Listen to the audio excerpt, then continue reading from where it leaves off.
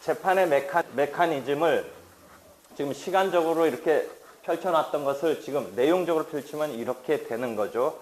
지금 이렇게 지금 재판의 메커니즘. 그래서 여러분이 이 사실 확정이 중요한데, 그래서 이 증거법이 한 챕터가 이제 소송법 읽다 보면 나오죠. 그래서 증거법 챕터를 보면 이렇게 되어 있어요.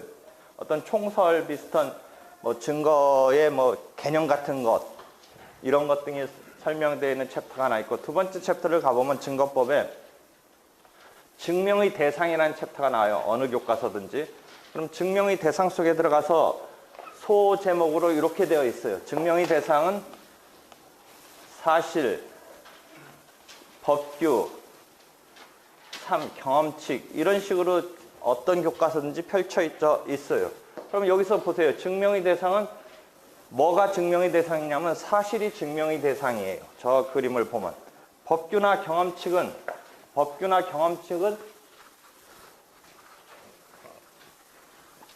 법원이 알아서 적용할 것이기 때문에 원칙적으로 증명의 대상이 아니다. 이렇게 어떤 교과서든지 쓰여 있어요. 전문적인 경험칙이라든지 외국의 어떤 특별한 어떤 관습법적이랄까 뭐 이게 특별한 어떤 법규는 경우에 따라서 증명할 필요가 있기도 하지만 일반적으로 증명의 대상이 아니다라고 하고 있어요. 그래서 이 그림을 이해해 본다면 법규나 경험칙은 증명의 대상이 아니라는 거예요. 그 다음에 증명의 대상의 다음 챕터의 제목이 어떤 교과서든지 불요증 사실로 되어 있어요. 불요증 사실로. 그럼 보세요. 요거 탈락됐어요. 이제 증명의 대상에서 탈락됐으니까 요 사실만 끌고 와서 이제 요 사실 중에 불요증, 여기서 288조의 증거법이 시작하는 거예요.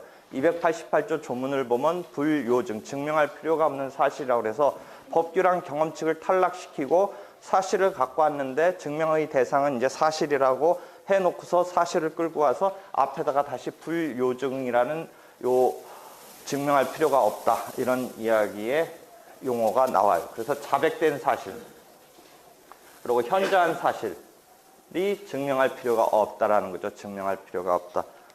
민사 사건은 실체법적으로 사적 자치가 작동하니까 소송법에서도 그대로 당사자한테 주도권을 주고 있어요. 그래서 당사자가 더 이상 다투지 아니한다면 그대로 사실 인정의 기초로 해야 한다라는 게 이 자백된 사실에 대해서 불요증으로 하고 있는 거예요. 형사 사건은 당사자가 자백했더라도 뭐 어떤 보강 법칙이라든지 이런 이야기가 또 나오는 것이죠. 그래서 자백된 사실에 대해서는 더 이상 증명하지 않는다라는 280조의 조문이 나오죠. 그 다음에 증거법에 나와서 보면 뭐 개별적인 증거조사로 들어가는 책도 있고 아직 총론적인 얘기로 이렇게 이제 증명을 하면 법관의 심증이 자유심증주의에 의해서 형성을 하게 된다. 그 다음에 진위 불명이 되면 증명 책임에 따른 이제 해당 증명 책임을 지는 자에게 불이익으로 가도록 한다. 라고 하고 개별적인 구체적인 증거조사 방법을 설명하기도 하고 증거조사 방법을 먼저 설명하고 증거조사한 결과를 갖고 법관이 자유심증이라고 해서 경험칙 등에 의한 어떤 판단을 심증 형성을 한다. 뭐 이런 식으로 그 사이에서는 순서가 꼭 어느 쪽으로 통일되어 있지는 않아요. 그 다음에 심증 형성에 있어서 진위 불명 상태에 빠지게 된다면 증명책임 분배에 따라서 이제 증명책임을 지는 자에게 불이익하게 그 사실이 증명되지 아니한 것으로 한다. 이런 식으로 되어 있어요. 그래서 여기서 우리가 살펴볼 것은 이 증거조사의 그런 상황이에요. 증거조사의 상황에 대해서는 인적인 증거와 물적인 증거에 대한 증거조사 방법이 펼쳐지네요. 그래서 인적인 증거조사 방법으로서는 증인과 감정인과 당사자 본인이 있고요. 물적인 증거조사 방법으로서는 서증이 있고 검증이 있죠. 그 다음에 그 밖의 증거에 대한 증거조사 방법이 있죠. 이렇게 해서 증거 방법에 대한 개개의 증거조사 절차가 교과서에 펼쳐지고 있고 조문에 펼쳐지고 있어요. 증거법은 팁을 준다면 민사소송법 플러스 규칙을 잘 봐야 돼요. 민사소송법 말고 규칙까지도 다 잘 봐야 돼요. 다행히 그나마 증거법은 조문이 이렇게 제목을 보면 이렇게 무대기로 탁탁탁탁 돼 있어서 찾기가 좀 쉬워요. 보통 민사법 조문이 어디에 어떻게 있을까가 이게 잘 안 들어오는데 증거법은 일단 이렇게 제목대로 찾아가면 돼요. 그 다음에 규칙에 가면 상세하게 되어 있어요. 다만 불행히도 선택형에서는 법전을 볼 수 없으니까 그것을 미리 암기하고 있달까 이해하고 있어야 되죠. 그러니까 선택형 증거법 문제는 규칙의 지문이 보기에 한두 개씩 들어가요. 규칙에 지문이 들어가니까 평소에 중요한 거는 규칙까지 다 익혀야 돼요.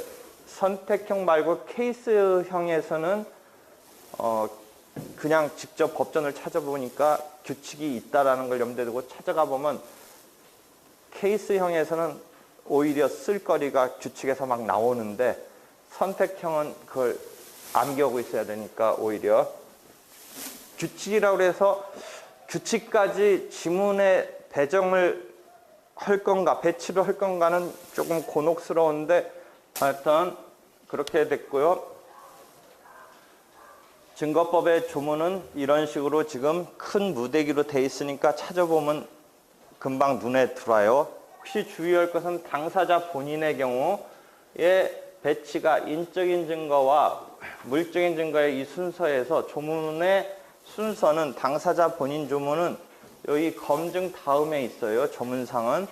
왜 지금 분류는 인적인 증거와 물적인 증거로 이렇게 분류를 했으면 그런 순서로 쭉 내려와 줬으면 좋겠는데 인적인 증거인 당사자 본인 신문이 검증 다음에 가 있냐면 그런 연유인 것 같아요.